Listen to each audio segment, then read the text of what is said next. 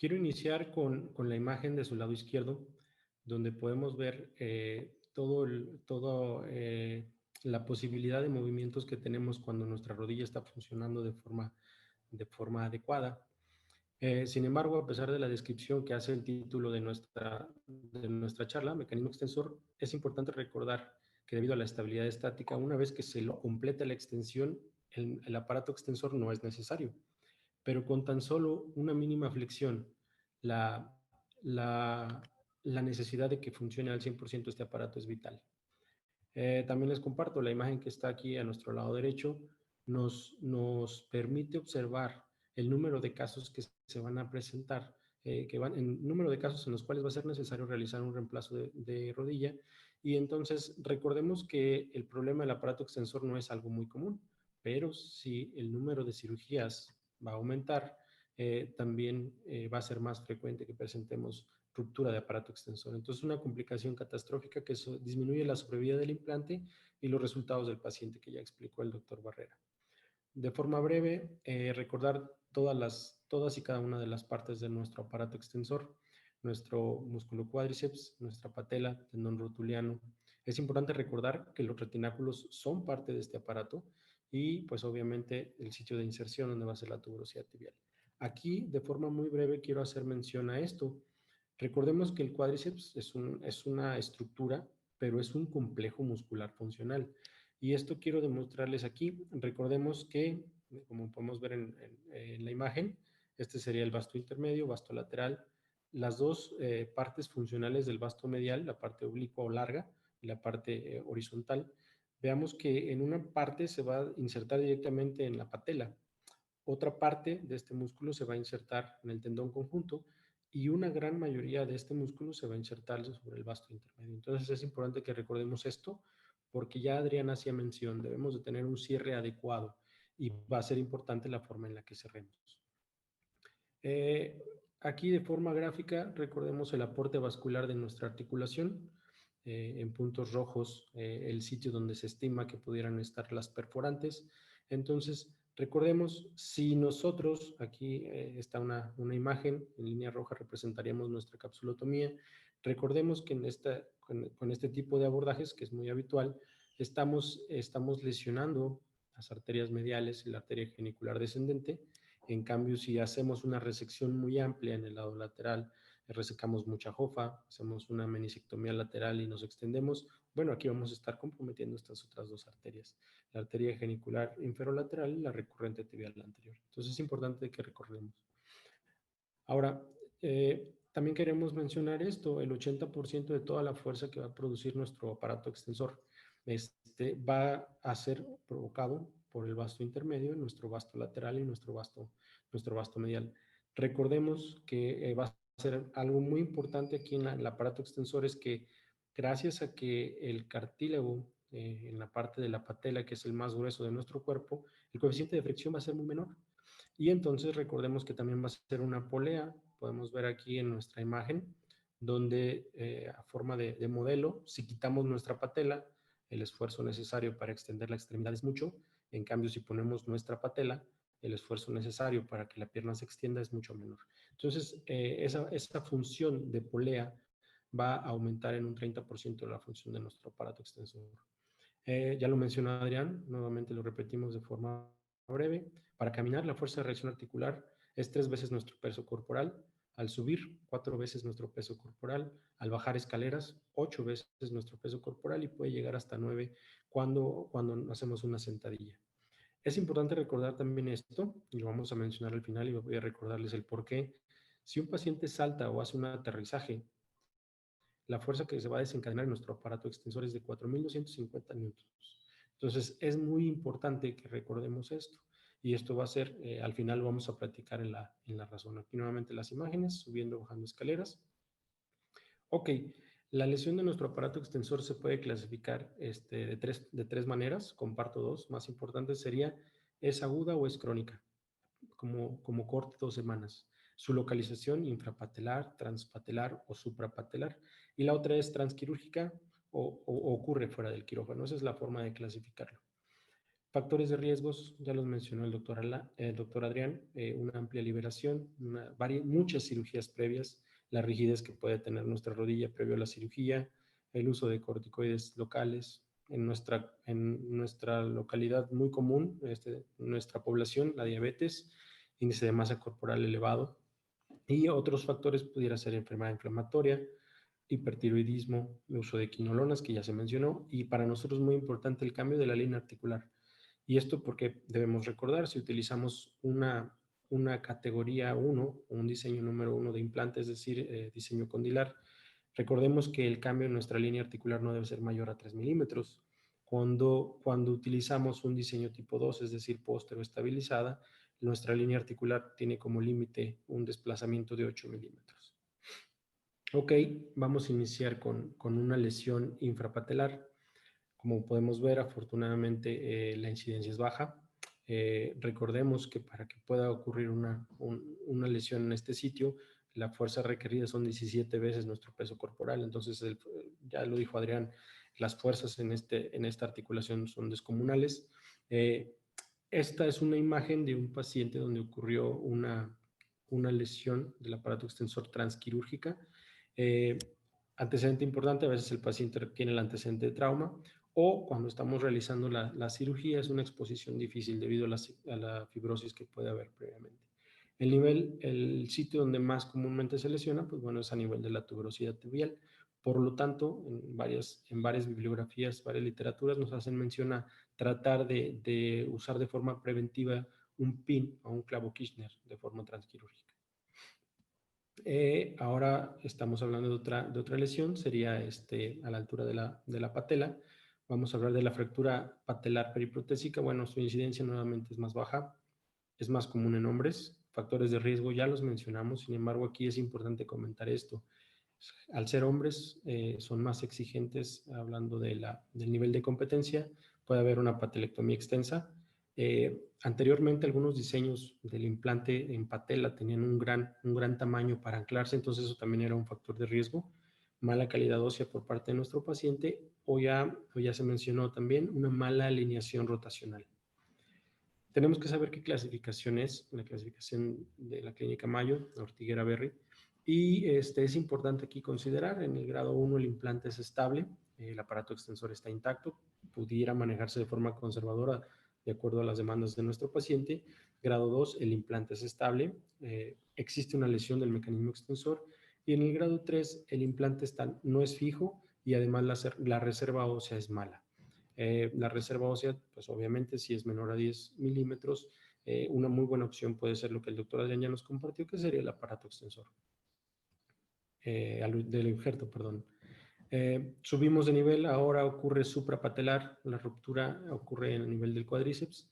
Nuevamente, su incidencia es baja.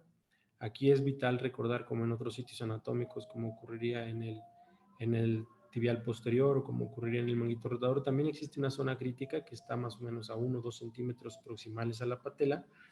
Y bueno, en algunos casos, si la lesión es profunda, a veces no podemos darnos cuenta, entonces es importante considerarlo. Y el tratamiento conservador, bueno, en caso de lesiones parciales, simplemente es muy sugerido un tratamiento conservador en este tipo de pacientes. De forma breve, comentarles una opción para reconstruir nuestro aparato extensor es el uso de autoinjertos. Podemos ver aquí en la imagen de nuestro lado izquierdo, utilizar nuestro semitendinoso, perforamos a la patela, se hace un túnel, se pasa el tendón y se fija, puede ser directamente en el lado lateral con una grapa o puede suturarse directamente en el lado medial. Hay otras técnicas, como pudiera ser la técnica de Scuderi, que él describió para cuando ocurre una lesión de cuádriceps. Bueno, se utiliza un colgajo del mismo cuádriceps y se refuerza con un gracil, donde el túnel óseo ahora no va a ser en la patela, sino va a ser en la tuberosidad tibial, y subimos los dos cabos para anclarlos en el cuádriceps. Entramos ahora a la parte que yo les quiero compartir, es el uso de un injerto sintético, propiamente el uso de malla de polipropileno. Tenemos que hacer mención, como podrán ver aquí en la bibliografía, no tiene nada que ver con la ortopedia, tiene mucho que ver con la cirugía general. Resulta que este material se utilizó o fue diseñado con la idea de usarse en las hernioplastías, y este tejido iba a reemplazar la pérdida de un tejido. Entonces, resulta que la forma en la que funcionan, el mecanismo de acción de estos materiales, va a ser un efecto de tapón, así lo utilizaban los cirujanos, un efecto de tapón, no tanto un parche en donde exista un defecto. Sin embargo, lo que sí hace es que estimula la fibroplasia y refuerza con un tejido fuerte, es decir, el polipropileno va a ser un material estructuralmente fuerte, biomecánicamente fuerte. Entonces, el doctor Cumberland describió varios criterios en los cuales debía de cumplir el material para hacer un material adecuado, y resulta que lo más importante es esto: es un material de monofilamento, donde sus poros son mayores a 75 micras. Es una estructura inerte y es muy, muy importante su estímulo de fibroplasia, y además de un refuerzo en tejido pues ahora sí, biomecánicamente con una estructura fuerte. Veamos aquí, su fuerza tensil es de 40 a 100 newtons por centímetro. Entonces, no sé si por ahí tienen en mente el dato que mencionábamos en la biomecánica, y ahorita vamos a ver por qué es importante. Ok, el doctor Adrián también ya mencionó, comparándolo con otro tipo de reconstrucciones, puede ser más barato, puede ser más disponible. Se ha encontrado que es bueno, no hay alargamientos, se ha descrito que no hay alargamientos. Y recordemos que la malla de polipropileno tiene un tamaño aproximado de 25 a 35 centímetros. Entonces, como podemos ver en el lado izquierdo, usando la técnica del doctor Hansen, plegamos varias veces esta malla hasta que logramos obtener un tubo de aproximadamente 2.5 centímetros de ancho. Algunos autores mencionan que se puede fijar con una sutura no absorbible. En lo personal utilizamos un etibón del número 5 y suturamos nosotros solo un lado. Algunos autores sugieren usar dos. Para realizar esta técnica, algo muy importante es saber si se va a realizar un recambio de nuestro implante tibial o si no se va a hacer un recambio de nuestro implante tibial, ya que, como vemos en esta imagen, si nuestro paciente no se va a revisar el componente tibial, se sugiere hacer una hendidura en la tuberosidad tibial, ahorita lo vamos a ver, mientras que cuando hacemos un recambio, nuestra malla se puede cementar directamente cuando colocamos el implante definitivo. Ok, ya les mencionaba, es importante primero saber si vamos a recambiar o no nuestro componente tibial. En dado caso de que no se mueva el implante tibial, se sugiere utilizar una fresa, para originar una cavidad ahí, que es el sitio donde vamos a meter nuestra malla y donde vamos a colocar cemento cuando vayamos a reconstruir esta zona. Algunos autores también mencionan colocar un tornillo con arandela, donde lo aprendimos simplemente puede ser con cemento de con cemento de polimetilmetacrilato. Y aquí estaría otro diseño en la siguiente imagen. Aquí vemos una imagen donde se hizo un recambio del componente tibial. Entonces, por lo tanto, aquí está la malla, ya la introducimos y estamos esperando la colocación del implante definitivo para que se cemente ahí mismo. Ahora, ¿a qué se refieren con esto de cierre por solapamiento? Es esto, específicamente es esto. Vamos a tensar nuestro vasto lateral para colocar nuestra malla por encima de nuestro vasto lateral. Y posteriormente, esta sería una imagen, aquí un detalle que se me olvidaba comentar, es hacemos una incisión longitudinal lateral al tendón patelar para que por ahí salga nuestra malla, y posteriormente va a estar encima de la patela. Entonces, nuevamente, tensamos nuestro vasto lateral, colocamos y suturamos nuestra malla sobre el vasto lateral, y una vez hecho esto, recubrimos la parte más proximal, la parte del cuádriceps, con lo que sería el vasto medial. Entonces, a esto se refieren con cierre por solapamiento. Todo esto, recordando lo que comentó el doctor Adrián, todo esto se hace con una extensión completa, completamente en extensión. Ok, una vez realizado esto, se sugiere una extensión de 6 a 8 semanas. Quiero comentarles aquí que con un paciente por alguna cuestión que no dependía de nosotros, se inició la movilización a las 4 semanas. Un paciente poco cooperador, pero al final de cuentas logramos no tener ningún problema. Una vez lograda la extensión durante este tiempo, se inicia el mes número 1, iniciamos con la movilización de 0 a 45 grados de ser posible. Segundo mes, de 0 a 60, buscamos llegar a estos grados de movimiento, y después del tercer mes se puede insistir en lograr 0 a 90 grados. Nuevamente, el doctor Adrián ya mencionó que es difícil lograr estos arcos de movimiento, pero lo hemos logrado en algunos pacientes.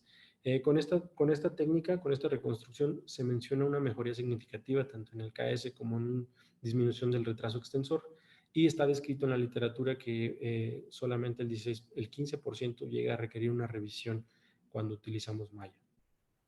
Ok, les compartimos este diagrama.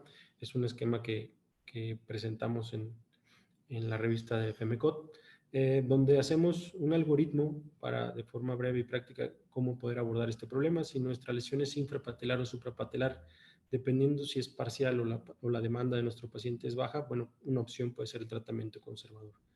En el caso de que nuestro paciente no tenga demanda baja, bueno, está indicado utilizar un tratamiento quirúrgico.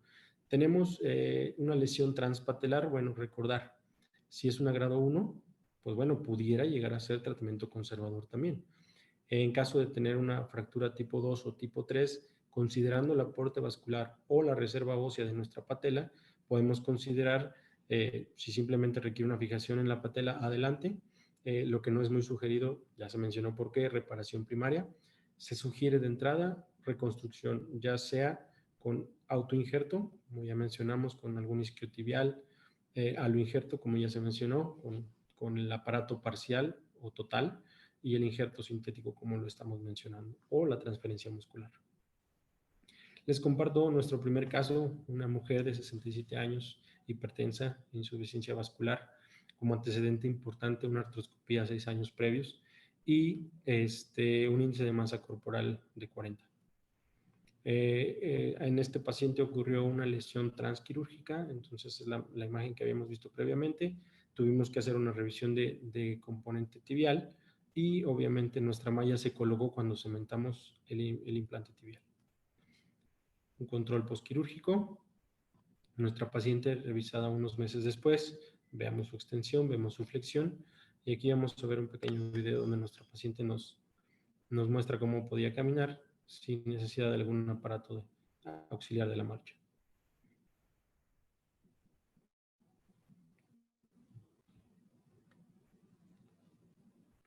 Muy bien. Ok, ahora les comparto nuestro siguiente caso. Este es un paciente que tuvo una infección periprotésica, se manejó con un retiro de implantes, obviamente un desbridamiento, una colocación de espaciadores de cemento. Estas son las fotografías transquirúrgicas, donde ahora lo que estamos compartiendo es donde ya hemos hecho un balance de brechas. Veamos, aquí está en extensión, aquí está en flexión. Sin embargo, pues bueno, se nos comentó de forma previa que teníamos buen aparato extensor, y a la hora transquirúrgica pues pudimos percatarnos de que no era funcional. Entonces consideramos el uso de nuestra malla. Igual, como estábamos moviendo nuestro implante tibial, consideramos la colocación de nuestra malla cuando estábamos cementando nuestro implante. Ahora les comparto un tercer caso. Ahora no es un paciente donde existiera una ruptura de aparato extensor. Este paciente presentaba dolor y limitación funcional. Esta es su foto clínica. Veamos su herida quirúrgica. Veamos su AP, su radiografía AP de rodilla, donde yo les soy honesto. Honestamente, una radiografía AP de rodilla, yo no me atrevo a emitir un juicio, una crítica de si nuestra rodilla está vara, está valga. Lo único que yo considero es, ¿se ve lisis por aflojamiento? No. Ok, ahora lo que podemos ver en la lateral, ahora sí puedo comentar que vemos un poco de flexión en nuestro componente femoral. Vemos, a mi consideración, un tamaño femoral mayor, considerándolo o en base al tamaño de la tibia. Y lo que nos llama muchísimo la atención es la altura de nuestra patela. Veamos que es una patela baja. Y entonces les comento, este paciente no tiene una ruptura del aparato extensor. Sin embargo, les quiero compartir que utilizamos nuestra malla para hacer una reconstrucción cuando hicimos la revisión, y colocamos una malla para alargar nuestro aparato extensor.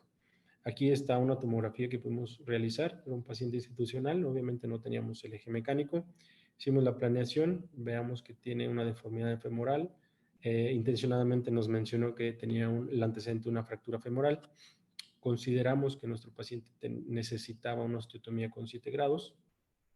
Nuevamente aquí están nuestras brechas. brecha en extensión, brecha en flexión. Y aquí quiero mencionarles, vean aquí, nosotros seccionamos por completo nuestro tendón rotuliano. Acá se alcanza a ver porque era demasiado corto. Vean, a la altura de nuestra osteotomía tibial ahí quedó el cabo distal del tendón, y aquí está el cabo proximal. Entonces, ¿qué hicimos nosotros? Pues bueno, como pueden ver en la imagen de nuestro lado izquierdo, es importante reconocer, creo yo, los comentamos, lo dijo ya el doctor Adrián, también es importante reconocer cuando cometemos algún error. Nosotros aquí se ve el cabo, reconstruimos, nuestro paciente está bien, pero pensamos que un detalle fue haber considerado una cetaplastía en esta parte. Entonces hubiéramos logrado esta estructura, la reconstrucción, pero además reforzado por su tendón con cetaplastía. Entonces es algo que la verdad se nos pasó, estuvimos casados con simplemente alargar nuestro tendón patelar, y les digo, es algo importante que podemos considerar, y creo yo que el paciente pudo haber estado mejor. Aquí nuestra imagen a cierre, nuestro paciente tenía una extensión completa, aquí está una flexión, no forzamos nunca más de 80 grados de flexión. Y aquí está sus radiografías de control postquirúrgico inmediato, veamos aquí su imagen anteroposterior, lateral. Quiero hacerles mención a esto, si recuerdan, considerábamos en nuestro paciente una osteotomía femoral a 7 grados. ¿Por qué vemos esto? Porque el día que estábamos realizando la cirugía, nuestra casa comercial solamente llevaba nuestro vástago con 5 grados de valgo, no llevaba el de 7 grados. Entonces es importante también mencionar esto. Por eso se ve así nuestro paciente. Nuestra imagen lateral, como pueden ver, logramos subir nuestra patela, nuestra línea articular la podemos reconstruir.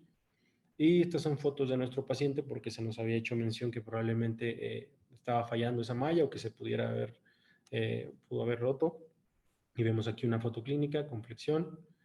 Queríamos que el paciente hiciera una elevación activa de la extremidad. Aquí está despegándose del suelo. De forma pasiva una extensión, vean, 10 grados aproximadamente. La cicatriz que platicábamos anteriormente, cirugía de fémur durante la infancia. Y este es su control, más o menos 7, 8 meses después de operado, un control adecuado. Nuestro paciente bien. Paciente institucional, pudimos realizarle un ultrasonido de malla, hablando previamente con nuestro médico de imagenología, y veamos aquí queríamos revisar que estuviera íntegra nuestra malla, bueno, nuestra tuberosidad, la malla en el sitio donde se inserta, acá está nuestra rótula, y vean, nuestra malla está funcional. Ahora, ya para terminar, bueno, pues les comparto el video de la marcha de este paciente. Este paciente ocasionalmente nos menciona que utiliza su bastón cuando siente, como refiere, el cansancio muscular, un dolor muy leve también. Entonces, veamos ahí, es una opción. Y ya para concluir, bueno, la ruptura de nuestro aparato, si tiene además un implante protésico, pues recordemos, la sobrevida del implante baja y el resultado del paciente no es el ideal. Recordar nuestro aporte vascular, tratar de ser lo más cuidadoso con tejidos blandos, considerando siempre los factores de riesgo, teniendo cuidado con amplia resección, considerar si tiene varias cirugías previas, el uso de corticoides, si es diabético, su obesidad que pueda tener, y considerar la mala posición previa de los implantes. En dado caso de que nuestro paciente requiera un tratamiento quirúrgico para manejar su ruptura de aparato extensor, bueno, se sugiere no hacer una reparación primaria, ya que el éxito se logra en menos del 10% de los casos. Nosotros en esta ocasión estamos defendiendo o inclinándonos un poco por la malla. Ya se mencionaron pros y contras. Entonces la conclusión sería, podemos ver aquí, son revisiones que se hicieron en el año 2018-2017, donde la conclusión fue, son buenas las reconstrucciones, los resultados son buenos, algunos se inclinan con un poco mayor, una escala de KSS ligeramente baja, otros con dolor, otros con retraso. En general, reconstruir nuestro aparato lesionado. La malla nos ayuda a que los costos bajen, pero siempre considerar la reconstrucción. Bueno, si me lo permiten, terminamos. Espero la plática pueda ayudarlos en algo cuando nos enfrentemos con algún caso de estos en quirófano. Gracias.